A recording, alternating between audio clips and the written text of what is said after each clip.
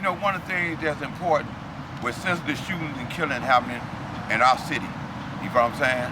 From Idea getting killed to we read about the young guy that got killed the other day. He had a white Maserati, even to the point of the 6-month-old baby getting killed. One of the things that I find profound is when Waka Flocka reached out to me, my organization United in Peace, and said he wanted to do a Stop the Violence concert along with a tour of high schools and a grammar school. Okay. Because it's a new direction that he wants to go into. You follow what I'm saying? He's realizing that violence has to stop within the city of Chicago in general, but across America in particular. You follow what I'm saying? Especially in the African American community. And the conversation we were having was that we both found it strange that the one song that they refused to play that Kanye and Jay-Z did off of the Watch the Throne album was Murder to Excellence. You understand? You understand? And I said, man, that's wild. He said when Jay-Z and Kanye said stop the senseless shootings in Chicago and in Brooklyn, and they didn't want to play that on the radio, it made us both think. So when he said he wanted to come and join my crusade, which is the 20-year crusade of stopping the violence, I told him to come on. The concert is going to be at the House of Blues on June the 11th. And the wonderful thing about it is that Live Nation is getting involved with it, as well as the William Morris Agency, because everyone is saying that we need to turn the tide on senseless shooting and killing. Okay? Larry Hoover is saying this. Jeff Ford is saying this from behind the walls. Just like the pressure that we were able to put on the street with the help of Alderman Cochran in Chicago from the 20th Ward, Alderman Sawyer from the 6th Ward, Alderman Pat Dow from the 3rd Ward, Alderman Harrison from the 5th Ward, Walter Burnett from the 27th Ward, and Chairman and Alderman Brookins from the 21st Ward. These were black aldermen that came together, had a press conference after the young lady, the young baby, the 6-month-old, got killed.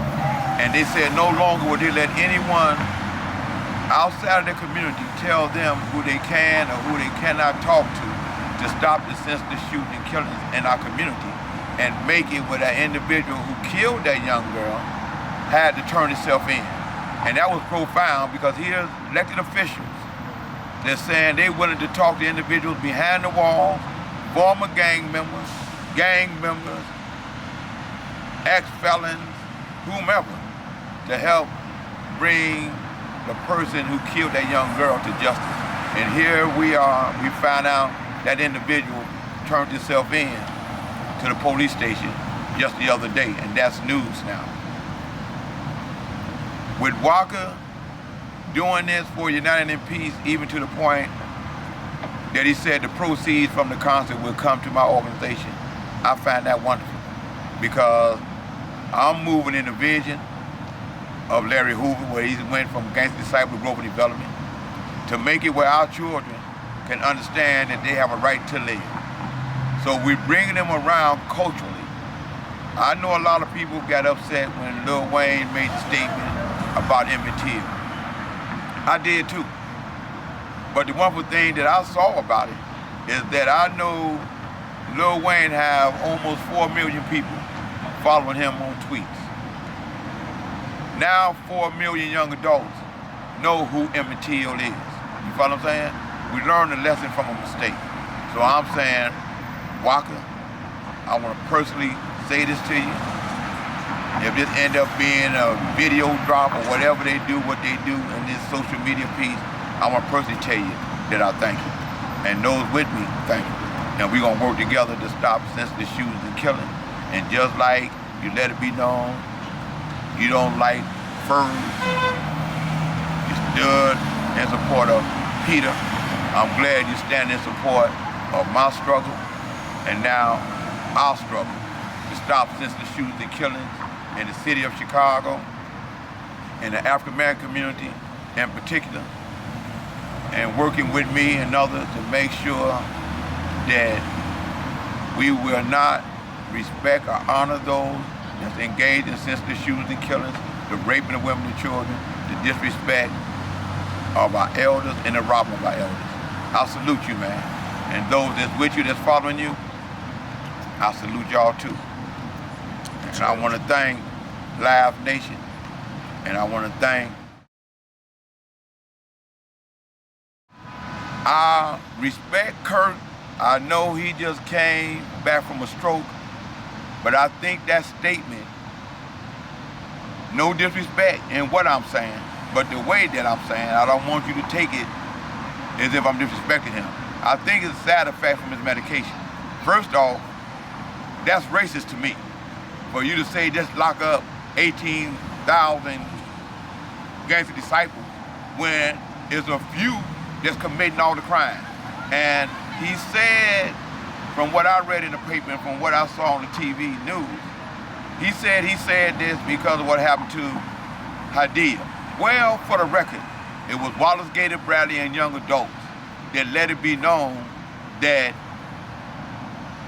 the shooting came from some guys that say that they gangster disciples, but they don't respect Larry Hoover. So therefore, they're not with growth and development that Larry Hoover is on.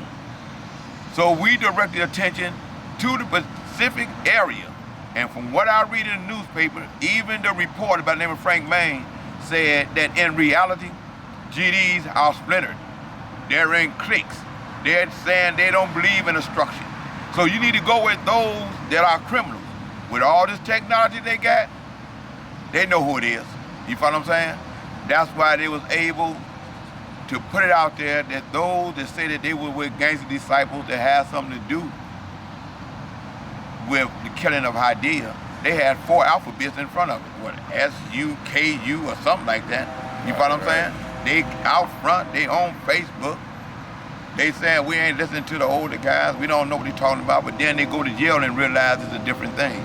I want to say this like I'm saying constantly. We ain't supporting the individuals that's engaged in senseless shootings and killing. We ain't hiding them, we ain't respecting them, we ain't honoring them. That's from the streets to the suites to the brothers from behind the walls. So y'all need to know, it ain't a reaction to your actions, it's consequences to your actions. They caught the individual, okay? If you go on the Bradley Report .unitedinpeaceinc.org, you'll see me standing with the young adults that's from over in the area where Hadiyah got killed. My son went to the school where Hadiyah got killed, was a friend to Hadiyah. Of course, I was instrumental in helping to flush out the individuals that were responsible for killing Hadiyah. Like we doing for everyone else. We were instrumental in flushing out the individuals. They killed the little 6-month-old girl. They need to put that in the news to show what gang members that's willing to do right and change their life around is doing and adhering and respecting authority. So I'm saying that to say this. Ain't no love for individuals just killing our babies. Point blank. Ain't no love for you. So your parents, y'all need to know if your child get caught up in that type of antisocial behavior, the community is not loving them, not respecting them, you know. And then Kirk know this, the reason we got the problem we got now, because of the other U.S. attorney, used to be Burns, and his assistant state's attorney, Ronald Safety. They the ones that made the move to lock up all the guys that was on the street that were responsible for keeping the violence down. You locked the ones up on the street that had the control of keeping the violence down. You knew this day was gonna come. So now here you come again saying let's lock up all the GDs. No, lock up the crooks and the villains with the technology that you got. You follow what I'm saying? If the president can use that technology to get Bin Laden, he can use that technology to find out who's in these cliques that's shooting up our community. He ain't got to use all that. All you got to do is go on Facebook, Twitter. Go at those individuals that's saying that. Y'all know who they are. What I mean by that, the police superintendent McCarthy and the mayor put a lie out there that the little baby, the 6-month-old baby, was shot 5 times while the daddy was changing the diaper. You follow what I'm saying? Okay. The community was telling them what it was all about. They knew that the individual, Leslie, had broken into someone's house. The individual in the community was telling the law enforcement. The alderman was telling the law enforcement. That individual is whose house got broken into.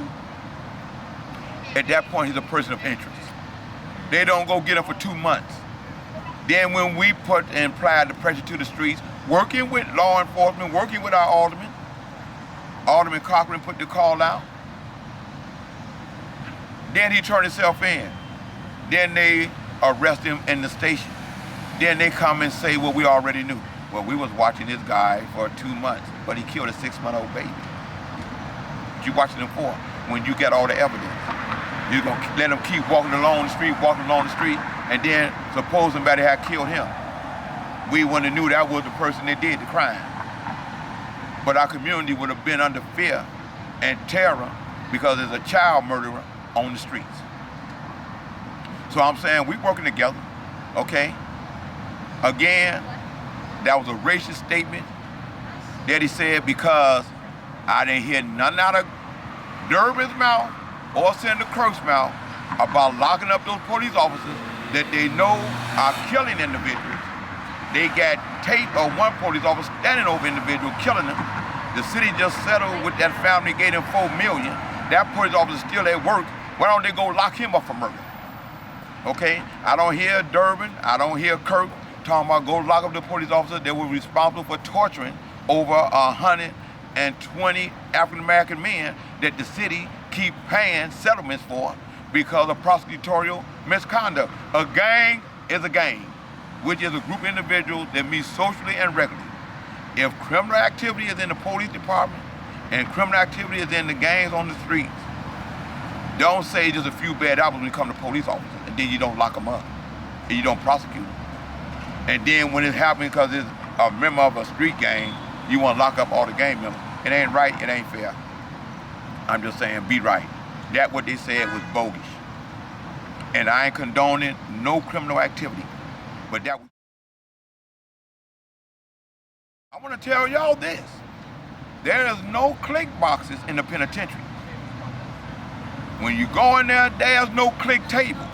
For y'all that don't understand what I'm talking about, when you go in, you're going to have to identify with someone, be it on the 5-point or the 6-point.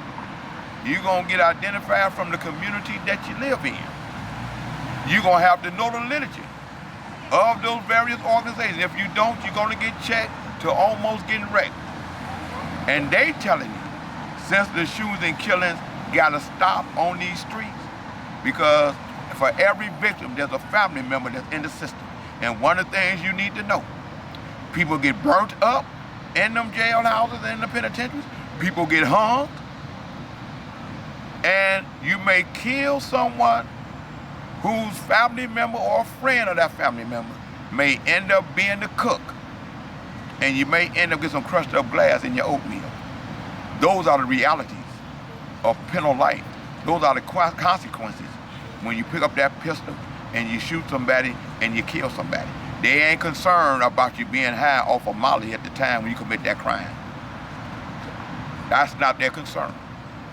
Their concern is you ain't listening to them, you ain't listening to me, you ain't listening to your parents, the preacher, your teacher. And we telling you, stop the violence, the senseless shootings and killings. I may die today, but that's the message that everybody living on. And stop putting Larry Hoover's name and Jeff Ford's name in your mouth when you committing crimes because you want to do it, not because they told you to do it. Yes, sir. Now that was church. That's real. That's real. All right.